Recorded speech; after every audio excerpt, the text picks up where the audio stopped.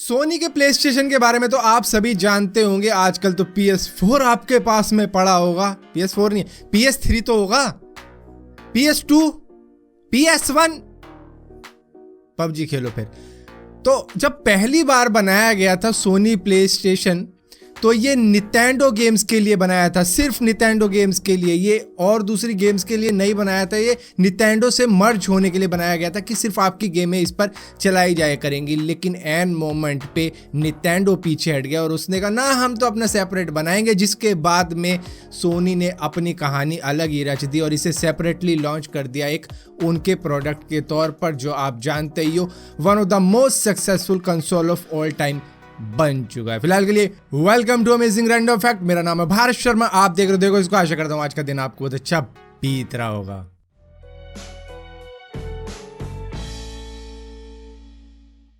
आपको ये बात जानकर बहुत ही ज्यादा हैरानी होगी। वैसे तो आप रबड़ की बॉल से खेलते होंगे और वो फेंकते होंगे तो वो उछलती होगी ऊंची, लेकिन मैं आपको बता दूं, अगर आप कांच की बॉल लेते हो या फिर स्टील की बॉल लेते हो और उसको जमीन पर फेंकते हो, देखो स्टील की बॉल तो नहीं टूटेगी लेकिन कांच की बॉल जरूर टूट जाएगी।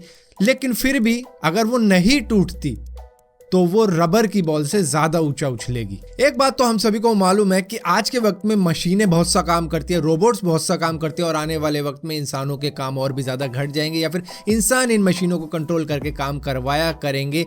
लेकिन एक बात बता देता हूं कि 1953 के जमाने में पिप्स मार्शमैलो करीबन 27 घंटे में बनता था, वो भी सिर्फ एक, जो कि हैंडमेड होता था। लेकिन आज की टेक्नोलॉजी के हिसाब से जो मशीनों से बनाए जाते हैं पिप्स मार्शमैलो, वो सिर्फ 6 मिनट में बन जाते हैं। कितना टाइम बच गया।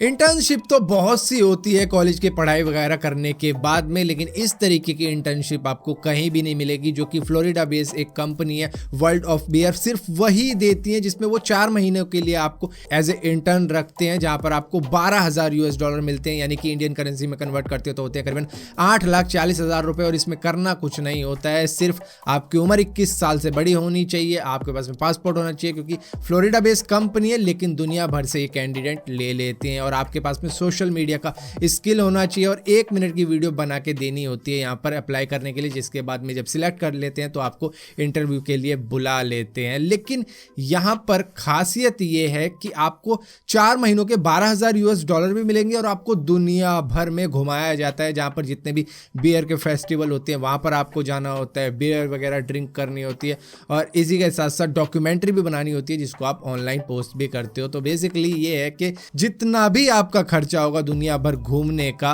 वो सारा इनका होगा, चाहे होटल का हो, खाने का हो या फिर जो भी खर्चा होता है। अब आप में से बहुत से लोग सोचोगे कि इसके लिए अप्लाई किस तरीके से किया जाए, तो ये मार्च के आसपास में लेते हैं कि भैया हमारी इंटर्नशिप चल रही है, अगर ज्वाइन करना है तो कर लो। तो 1 मिनट की वीडियो बना के फिर वहां पर डालनी होती है और इसी के साथ साथ शेयर वगैरह भी करना होता है। वो बता देते हैं कि आपको क्या करना है यहाँ पर अप्लाई करने के लिए।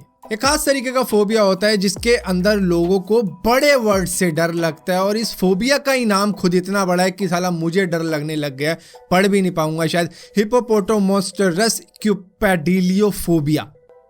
अब आप ट्राई करो।